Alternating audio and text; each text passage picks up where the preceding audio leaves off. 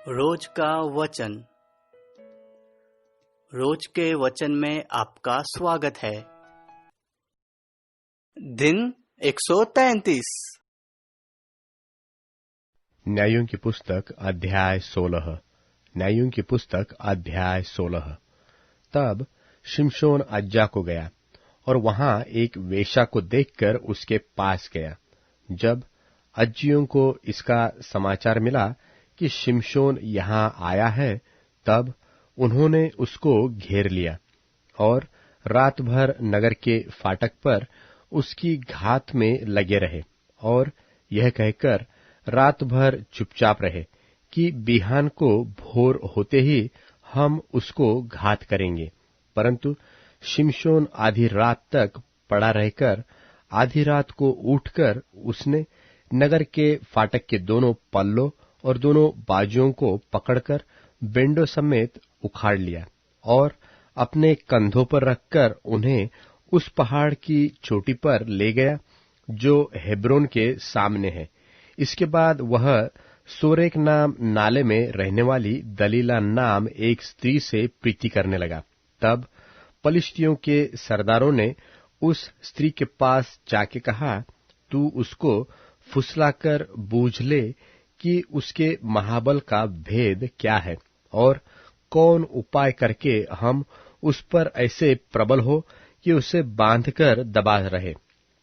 तब हम तुझे 1100 टुकड़े चांदी देंगे।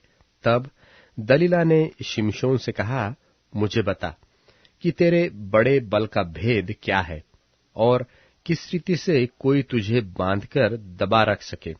शिमशोन ने उससे कहा, यदि मैं 7 ऐसी नई नई तातों से बांधा जाऊं जो सुखाई न गई हो, तो मेरा बल घट जाएगा और मैं साधारण मनुष्य सा हो जाऊंगा।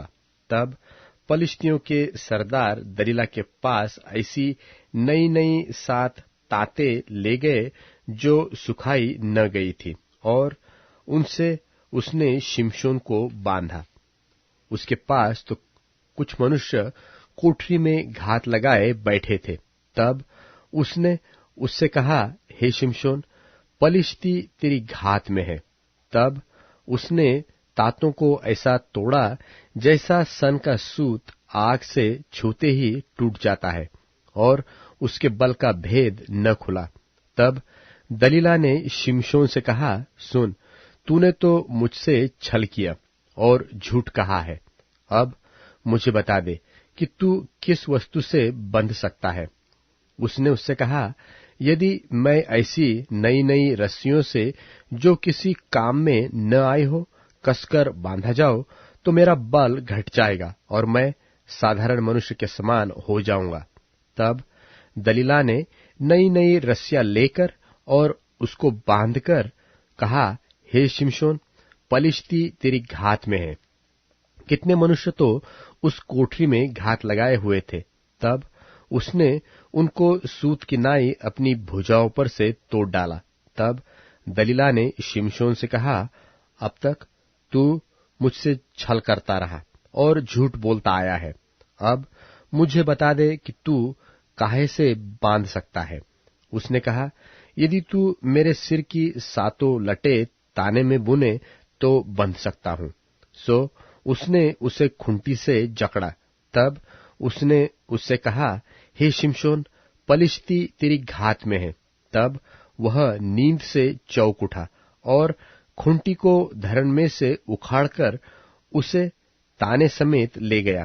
तब दलीला ने उससे कहा, मेरा मन तो तुझसे नहीं लगा, फिर तू क्यों कहता है कि मैं तुझसे प्रीति करता हूं? तूने ये तीनों बार मुझसे छल किया और मुझे नहीं बताया कि तेरे बड़े बल का भेद क्या है। सो जब उसने हर दिन बातें करते करते उसको तंग किया और यहां तक हठ किया कि उसके नाकों में दम आ गया, तब उसने अपने मन का सारा भेद खोलकर उससे कहा, मेरे सिर पर छुरा कभी नहीं फिरा, क्योंकि मैं मां के पेट ही से परमेश्वर का नाजिर हूं। यदि मैं मुंडा जाऊं तो मेरा बल इतना घट जाएगा कि मैं साधारण मनुष्य सा हो जाऊंगा। यह देखकर कि उसने अपने मन का सारा भेद मुझसे कह दिया है, दलीला ने पलिश्तियों के सरदारों के पास कहला भेजा कि अब की बार फिर आओ, क्योंकि उसने अपने मन का सब भेद मुझे बता दिया है। तब पलिश्तियों के सरदार हाथ में रुपया लिए हुए उसके पास गए। तब उसने उसको अपने घुटनों पर सुला रखा और एक मनुष्य बुलवाकर उसके सिर की सातों लटें मुंडवा डाली, और वह उसको दबाने लगी और वह निर्बल हो गया। तब उसने कहा, हे शिमशोन, पलिश्ती तेरी घात में है। तब वह चौंककर सोचने लगा कि मैं पहले की नाई बाहर जाकर झटकूंगा। वह तो न जानता था कि यहोवा उसके पास से चला गया है। तब पलिश्तियों ने उसको पकड़कर उसकी आंखें फूट डाली और उसे अज्जा को ले जाके पीतल की बेड़ियों से जकड़ दिया, और वह बंदीगृह में चक्की पीसने लगा। उसके सिर के बाल मुंड जाने के बाद फिर बढ़ने लगे। तब पलिश्तियों के सरदार अपने दागोन नाम देवता के लिए बड़ा यज्ञ और आनंद करने को यह कहकर इकट्ठे हुए कि हमारे देवता ने हमारे शत्रु शिमशोन को हमारे हाथ में कर दिया है। और जब लोगों ने उसे देखा, तब यह देखकर अपने देवता की स्तुति की कि हमारे देवता ने हमारे शत्रु और हमारे देश के नाश करने वाले को, जिसने हम में से बहुतों को मार भी डाला, हमारे हाथ में कर दिया है। जब उनका मन मगन हो गया, तब उन्होंने कहा, शिमशोन को बुलवा लो कि वह हमारे लिए तमाशा करे। इसलिए शिमशोन बंदीगृह में से बुलवाया गया और उनके लिए तमाशा करने लगा और खंभों के बीच खड़ा कर दिया गया। तब शिमशोन ने उस लड़के से, जो उसका हाथ पकड़े था, कहा, मुझे उन खंभों को जिनसे घर संभला हुआ है छूने दे कि मैं उस पर टेक लगाऊं। वह घर तो स्त्री पुरुषों से भरा हुआ था और पलिश्तियों के सब सरदार भी वहां थे, और छत पर कोई 3000 स्त्री पुरुष थे जो शिमशोन को तमाशा करते हुए देख रहे थे। तब शिमशोन ने यह कहकर यहोवा की दोहाई दी कि हे प्रभु यहोवा, मेरी सुधि ले। हे परमेश्वर, अब की बार मुझे बल दे कि मैं पलिश्तियों से अपनी दोनों आंखों का एक ही पलटा लूं। तब शिमशोन ने उन दोनों बीच वाले खंभे को, जिनसे घर संभला हुआ था, पकड़कर एक पर तो दाहिने हाथ से और दूसरे पर बाएं हाथ से बल लगा दिया। और शिमशोन ने कहा, पलिश्तियों के संग मेरा प्राण भी जाए। और वह अपना सारा बल लगाकर झुका। तब वह घर सब सरदारों और उनमें के सारे लोगों पर गिर पड़ा। सो जिनको उसने मरते समय मार डाला, वे उनसे भी अधिक थे जिन्हें उसने अपने जीवन में मार डाला था। तब उसके भाई और उसके पिता के सारे घराने के लोग आए और उसे उठाकर ले गए और सोरा और एश्ताओल के मध्य उसके पिता मानोह की कब्र में मिट्टी दी। उसने इस्राएल का न्याय 20 वर्ष तक किया था।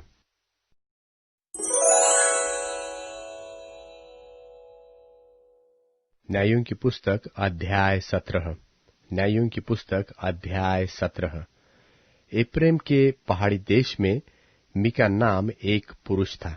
उसने अपनी माता से कहा, जो 1100 टुकड़े चांदी तुझसे ले लिए गए थे, जिनके विषय में तूने मेरे सुनते ही शाप दिया था, वे मेरे पास है।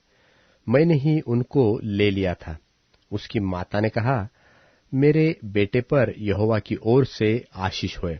जब उसने वे 1100 टुकड़े चांदी अपनी माता को फेर दिए, तब माता ने कहा, मैं अपनी ओर से अपने बेटे के लिए यह रुपया यहोवा को निश्चय अर्पण करती हूं, ताकि उससे एक मूरत खोदकर और दूसरी ढालकर बनाई जाए। सो अब मैं उसे तुझको फेर देती हूं। जब उसने वह रुपया अपनी माता को फेर दिया, तब माता ने 200 टुकड़े ढलवइयों को दिए और उसने उनमें से एक मूर्ति खोदकर और दूसरी ढलवा कर बनाई, और वे मीका के घर में रही। मीका के पास एक देवस्थान था।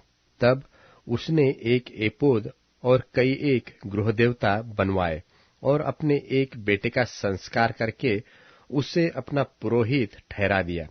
उन दिनों में इस्राएलियों का कोई राजा न था, जिसको जो ठीक सूझ पड़ता था वही वह करता था। यहूदा के कुल का एक जवान लेवीय यहूदा के बैतलहम में परदेशी होकर रहता था। वह यहूदा के बैतलहम नगर से इसलिए निकला कि जहां कहीं स्थान मिले वहां जा रहे।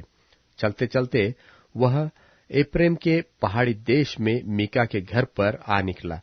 मीका ने उससे पूछा, तू कहां से आता है?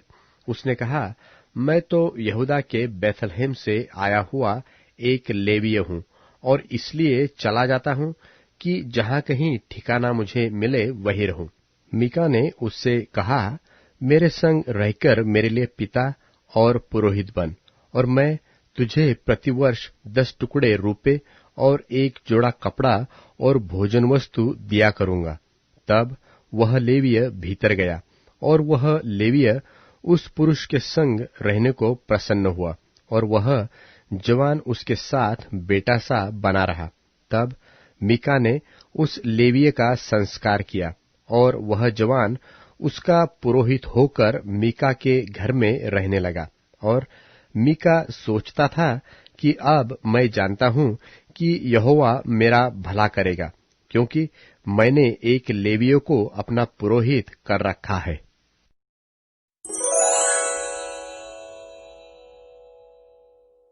तब सिपाही महायाजकों और फरीसियों के पास आए और उन्होंने उनसे कहा, तुम उसे क्यों नहीं लाए? सिपाहियों ने उत्तर दिया कि किसी मनुष्य ने कभी ऐसी बातें नहीं की। फरीसियों ने उनको उत्तर दिया, क्या तुम भरमाए गए हो? क्या अधिकारियों या फरीसियों में से किसी ने भी उन पर विश्वास किया है? परंतु ये लोग जो व्यवस्था नहीं जानते दंडित हैं। निकोदेमस ने उनसे कहा, क्या हमारी व्यवस्था किसी व्यक्ति को जब तक पहले उसकी सुनकर जान ना ले कि वे क्या करता है, दोषी ठहराती है? उन्होंने उसे जवाब दिया, क्या तुम भी गलील के हो? ढूंढो और देखो कि गलील से कोई भविष्यवक्ता प्रकट नहीं होने का। तब सब लोग अपने अपने घर चले गए।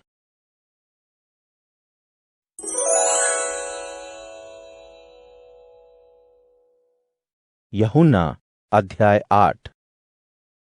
परंतु यीशु जैतून के पहाड़ पर गए और सवेरे फिर मंदिर में आए। तब सब लोग उनके पास आए और वे बैठकर उन्हें उपदेश देने लगे।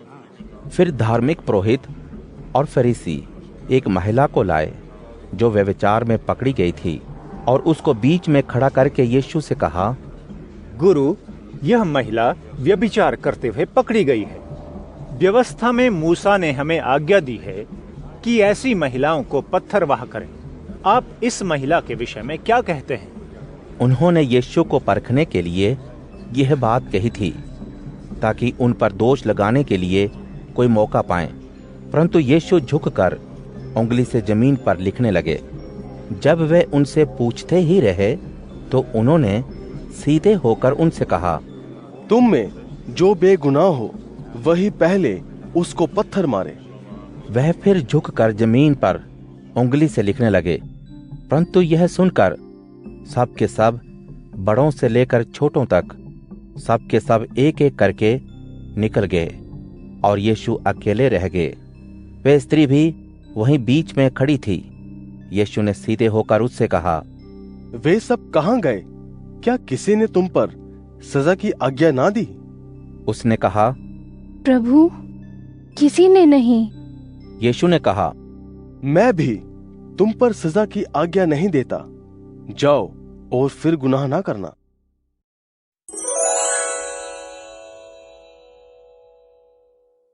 अध्याय 60।